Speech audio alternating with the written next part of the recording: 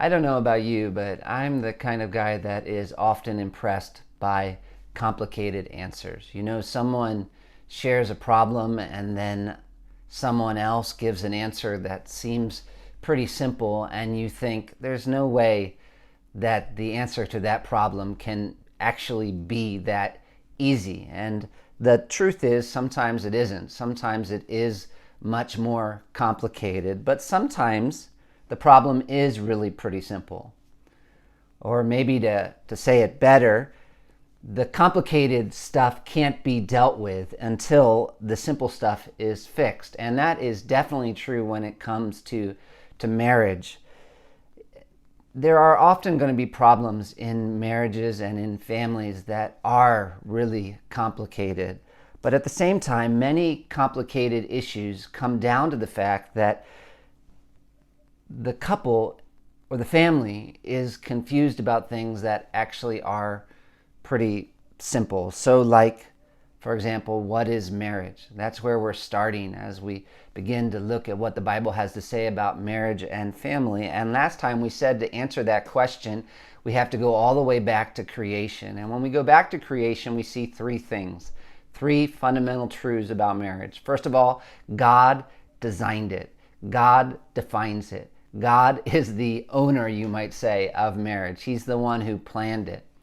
Second of all, God explains its purpose. He created marriage for a reason, and he explains its ultimate purpose in Genesis 1 and 2. And that ultimate purpose, of course, then is expanded and clarified in later chapters in the Bible. God designed marriage, God explains the purpose of marriage, and God identifies the basic elements of marriage. And he does that in Genesis chapter 2, verse 24, where he says, "Therefore a man shall leave his father and his mother and hold fast to his wife, and they shall become one flesh. And the man and his wife were both naked and were not ashamed." And verse 24 is really the blueprint, God's blueprint for marriage. Marriage involves a new relationship, a man leaving his father and mother, a man and woman leaving their father and mother. It involves a commitment, an irrevocable commitment. They cleave to one another, and it involves union. It involves a sexual union, but also an emotional union. They become one flesh.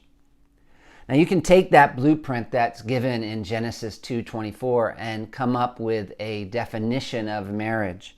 And I'm going to give you some different definitions of marriage. Jim Neuheiser writes, "Marriage is a lifelong companionship between a man and a woman that has been established under God and before the community."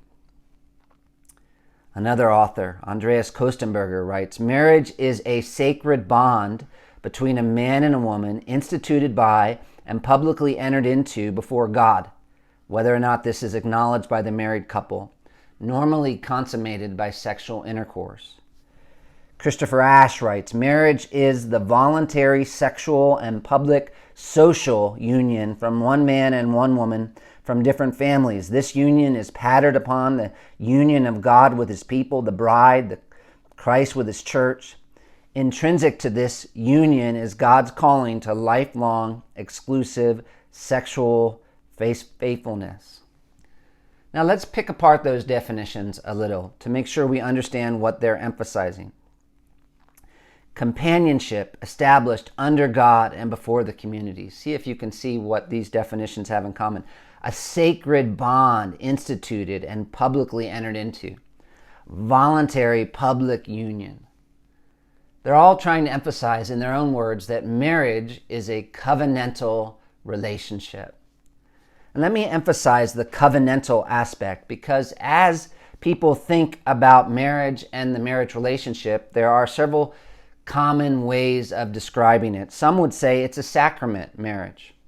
Others would say it's a contractual relationship. And then others, as I'm suggesting, would say it's a covenant. So the Catholic Church says it's a sacrament. It's this mysterious relationship where, when done correctly and in the Catholic Church, Jesus is somehow present in a mystical way, and through which God mystically dispenses grace. And I guess this is part of why people sometimes feel like they have to be married in the church, almost like something special happens there. But it's hard to find that view in the Bible. There's nothing in the Bible that says marriage mystically dispenses grace, or that there's some special spiritual power in the wedding vows when they're done in a certain place. That comes from tradition. More people today, I think, would say that marriage is a contract, definitely unbelievers. So as one man writes, proponents of this approach view marriage as a bilateral contract that's voluntarily formed, maintained, and dissolved by two individuals. And then we're saying we think the Bible would say marriage is a covenantal relationship. And it does say that. If you look at Proverbs chapter 2, verse 17, it talks about the covenant of companionship. And then Malachi chapter 2, verse 14 describes marriage as a covenant as well. Malachi chapter 2, verse 14. But you say, why does he not? Talking about God. Because the Lord was witness between you and the wife of your youth, to whom you've been faithless, though she is your companion and your wife by covenant. So the Bible describes marriage as a covenant. Now, what is the difference between a covenant and a contract? One difference is just the way people think about a contract. How do people think about a contract? Typically, a contract's made for a limited period of time. Usually it has to do with specific actions rather than a relationship. There's not usually a relational aspect to a contract. And generally, you sign a contract so you can know how you can get out of it. It's conditioned upon how this other person performs. And part of the reason why it's conditioned on how the other person performs is generally you enter into a contract to keep yourself safe, for your own benefit. So contract is just too small a word for what is happening in the marriage relationship. And while a covenant has some things in common with a contract in that it describes a legal relationship between two people, it's different in that it's bigger than just a temporary business relationship, obviously. It's bigger in that it's very personal. It's not just paper, it's people, it's hearts. And it's bigger because it's not just between two people, actually, the covenant of marriage. It is between the two people and God. It's a covenant made with God. And you can see the different definitions tried to stress that. Neuheiser talks about it being under God, and Kostenberger talks about it being before God. This is a big, unique thing about marriage and the marriage covenant. There's a horizontal dimension to the covenant, but there's also a vertical one. Neuheiser writes, God joins every married couple. Consequently, both spouses have covenant obligations to God, even if they don't acknowledge his place in their relationship. A properly conducted marriage ceremony emphasizes the reality that the man and the woman are making their vows before God, to whom they will give account. And he goes on to say, this is the reason so many traditional Christian wedding services have both a set of questions as well as a set of vows. In the questions, each spouse is asked something like this: will you have this woman to be your wife? And will you make a promise to live with her, to cherish her, to love her according to the ordinance of God in the holy bond of marriage? And how does the spouse answer? I will. But who are they speaking to? The pastor, and really ultimately to God. And after they've made that promise to God, then they turn to one another and say their vows, making those promises to one another. Now, of course, the question is, what does all this have to do with marriage, and specifically with having a godly marriage and with dealing with problems in marriage? Let me tell you a couple obvious implications, just very practical implications. A covenant happens at a point in time. You don't grow into a covenant. No, it happens. At one point you don't have a covenant. At another point you do have a covenant. You don't slowly enter into a covenant. Marriage is something you enter into, and once you're in it, no matter how you feel. It happened. And you're in a certain kind of relationship. You're not in this covenant with everyone. In other words, it's not every relationship. It's a unique relationship. And here's the important thing.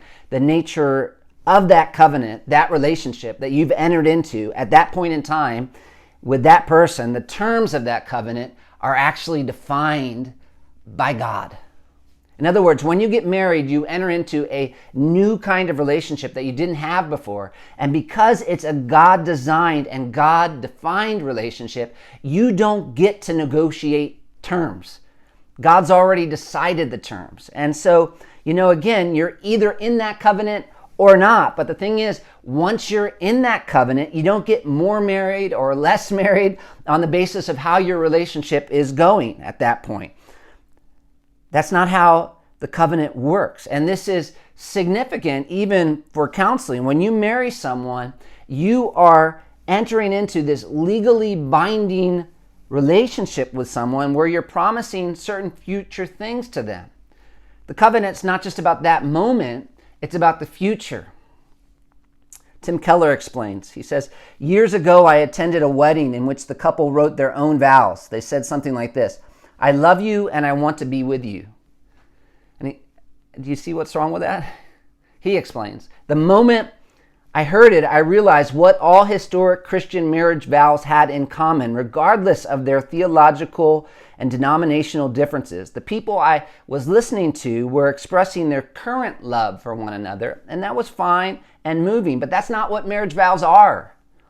Wedding vows are not a declaration of present love, but a mutually binding promise of future love.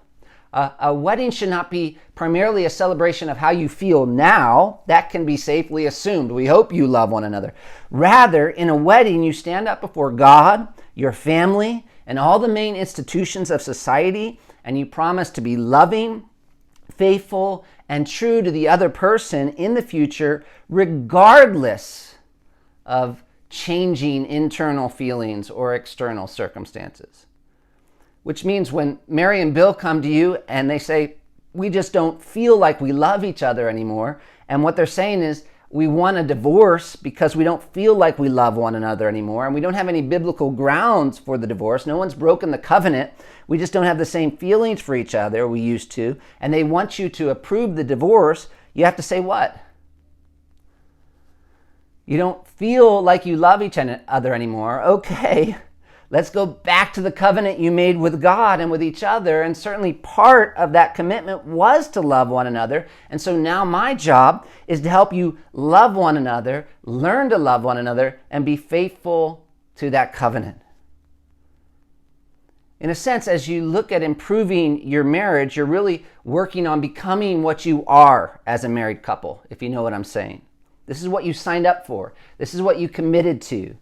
And maybe you didn't know the full extent of the covenant you were making, and you have to go back and make sure you understand it. But if you're married, when you got married, you entered into this state, this new kind of relationship with these terms that are defined by God, and where you promise to each other before God to keep those terms. And now that you have this new status, you need to work on relating to one another more and more how God designed you to relate.